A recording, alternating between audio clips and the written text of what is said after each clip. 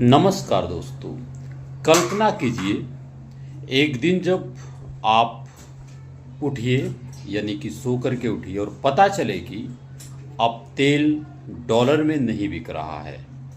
अब अमेरिका की आर्थिक ताकत कमज़ोर पड़ रही है और दुनिया में एक नई करेंसी, एक नई सिस्टम की तरफ बढ़ रहा है। दरअसल सुनने में एक किस्सा किसी फिल्म की कहानी लग रहा है, लेकिन आज रसिया, चाइना और ब्रिक्स देशों की गतिविधियों को देखकर दुनिया में एक सवाल तेजी से उठ रहा है कि क्या डॉलर का अंत शुरू हो चुका है।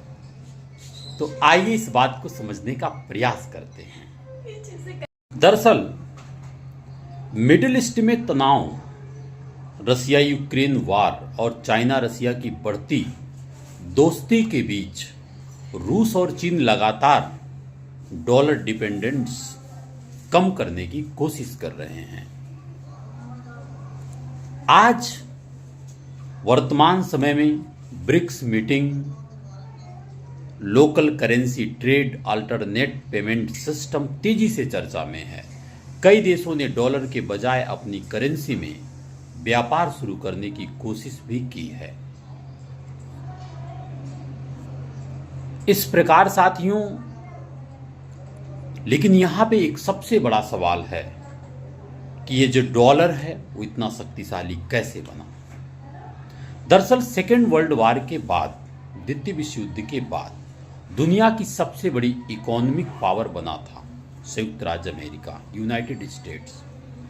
1944 में ब्रिटेन वुड्स सिस्टम के बाद डॉलर को ग्लोबल रिजर्व करेंसी जैसा महत्व मिलने लगा।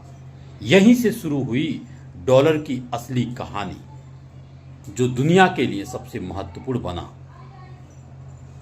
और धीरे धीरे दुनिया में क्रूड ऑयल ट्रेड मुख्यतः डॉलर में होने लगा। इसे आज पेट्रो डॉलर सिस्टम भी कहा जाता है। और यदि भारत, चाइना, जापान, यूरोप को तेल खरीदना है तो उन्हें पहले डॉलर खरीदना होगा, यानी पूरी दुनिया को डॉलर की जरूरत पड़ती है। इस वजह से आप देख रहे हैं जो आज का सबसे बड़ा सवाल बनता जा रहा है, यदि डॉलर कमजोर पड़ता है तो दुनिया पर इसका बड़ा असर क्यों पड़ेगा। क्योंकि आज global trade, banking system, oil market, foreign reserve सब डॉलर के इर्द गिर्द घूमते हैं। और अमेरिका की सबसे बड़ी ताकत डॉलर डोमिनेंस की वजह से अमेरिका ग्लोबल सेंक्शन लगा सकता है, फाइनेंशियल प्रेशर बना सकता है, बैंकिंग सिस्टम प्रभावित कर सकता है। लेकिन दरअसल सबसे बड़ा प्रश्न यहाँ पे ये बनता है कि जो रूस है, जो रसिया है और जो चाइना है, रसिया क्यों चुनौती दे रहा है।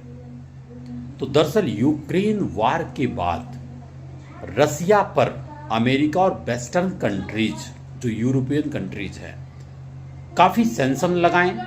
जो स्विफ्ट रिस्ट्रिक्शन है, बैंकिंग कंट्रोल है, ये भी लगाएं। और तब रसिया को महसूस हुआ कि जो देश डॉलर सिस्टम पर निर्भर रहेगा, अमेरिका उस पर फाइनेंशियल प्रेशर डाल सकता है। इसके बाद चाइना की अगर बात करें, क्योंकि चाइना आज दुनिया की दूसरी सबसे बड़ी इकोनॉमी है, लेकिन ग्लोबल फाइनेंशियल सिस्टम पर अभी भी डॉलर का दबदबा है। चाइना चाहता है कि युआन करेंसी का ग्लोबल उपयोग बढ़े। ये चाइना की विचारधारा है। लेकिन अब सबसे बड़ा सवाल यह है कि इस पूरी लड़ाई में भारत पर क्या असर है। क्योंकि भारत अपनी जरूरत का लगभग 85% क्रूड ऑयल इंपोर्ट करता है और यह ऑयल डॉलर में खरीदा जाता है। अगर डॉलर मजबूत है तो रुपया कमजोर होगा।